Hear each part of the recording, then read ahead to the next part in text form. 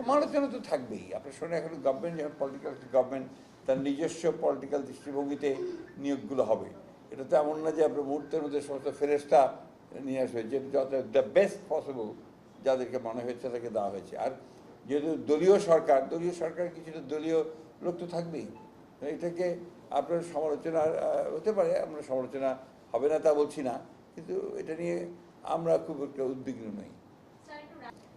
না, আমাদের আপনি ধরেন যে একটা বড় মানে বড় চ্যালেঞ্জ যেটা, সেটা হচ্ছে যে আপনার পতিত ফ্যাসিস্ট বাহিনী যারা আর কি, তারা কিন্তু আপনার চুপ করে বসে নেই। বাইরে থেকে তারা বিভিন্ন রকম কথা বলছে এবং অর্গানাইজ করার চেষ্টা করছে। এটা গেল একটা সাইড, বাট এটাকে মোকাবেলা করা সম্ভব হচ্ছে।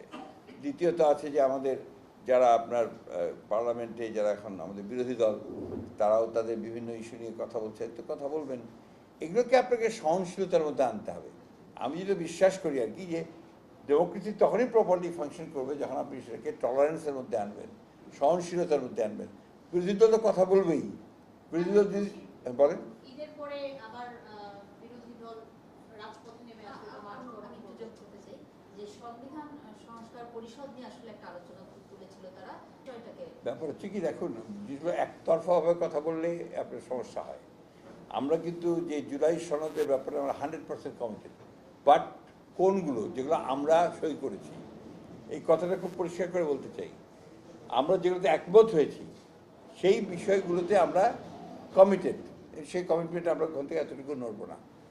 আপনার আমাদের উপর চাপিয়ে দেওয়া যেটা একটা আপনার কোনো শর্ত, এটা তো মেনে নেওয়াটা আমাদের জন্য নিশ্চয়ই আপনার সবসময় সম্ভব নাও হতে পারে।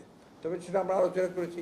আপনি দেখবেন যে পার্লামেন্টে আমরা কী বলেছি, পার্লামেন্টে খুবই পরিষ্কার করে বলেছি যে আপনারা যে নোটিশ দিয়ে আনুন, বিষয়টাকে পার্লামেন্টে আনুন, পার্লামেন্টে আমরা আলোচনা করি।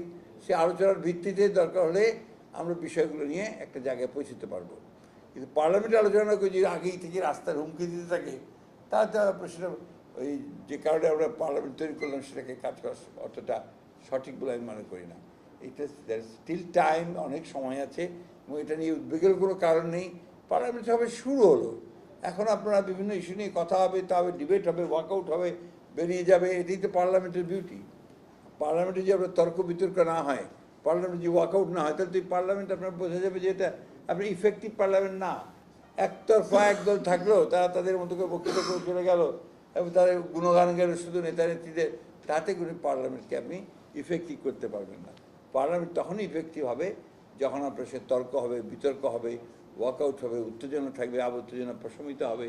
This is parliament, that is the beauty of the parliament.